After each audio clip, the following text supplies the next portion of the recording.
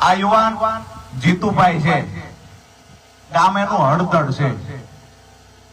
હળદડની અંદર જ્યારે આખી ઘટના ઘટી ત્યારે આ જીતુભાઈ ને એના 15 થી 20 યુવાનોની ટીમ છે.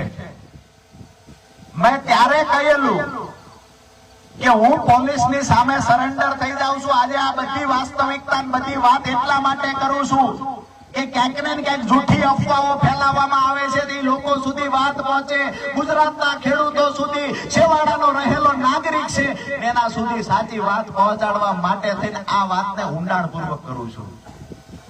આ જીતુભાઈની 15-20 લોકોની ટીમ છે. જ્યારે ઘટના ઘટી અને આ ઘર્ષણની શરૂઆત થઈ અને ખબર પડી કે ઘર્ષણની શરૂઆત થઈ છે, મેં એવું કીધું, મને આવીને કીધું ગોલી બાજુ પથ્થરમારો થાય છે, પોલીસ સાથે ઘર્ષણ થયું છે. અમે જ્યાં ઉભા હતા અહીંયાથી તો એ જગ્યા ઘણી દૂર હતી. મને કીધું કે મેં કીધું હું પોલીસ સામે વયો જાઉં, સરેન્ડર થઈ જાઉં છું. ખરેખર આ જગ્યાએ મારે હાજર થઈ જવું જોઈએ. આ લોકોની 15-20 જણાની ટીમ હતી. એને એવું કીધું જો રાજુભાઈ લઈ જાય તો અમારા ગામની આબરૂ સુરે, અહીંથી રાજુ કરપડાને કોઈ લઈ જઈ નહીં શકે.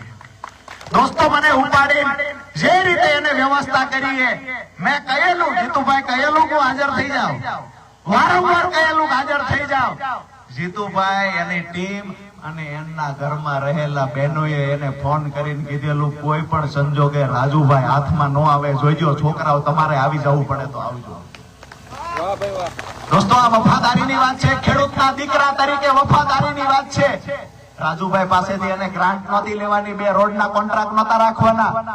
આજે પણ એ માણસ આખું આયોજન જે થયું એ આયોજનમાં ક્યાંક ને ક્યાંક આ ભાઈનું નામ FIR માં પણ હતું. અને સૌથી મહત્વની ભૂમિકા એની એ હતી કે રાજુભાઈ કરપડાને ગામમાંથી બહાર કોઈ મૂકવા ગયું હોય ત્યાં જીતુભાઈ ગયા છે ને એવો ગુનો એના પર દાખલ થયો હતો.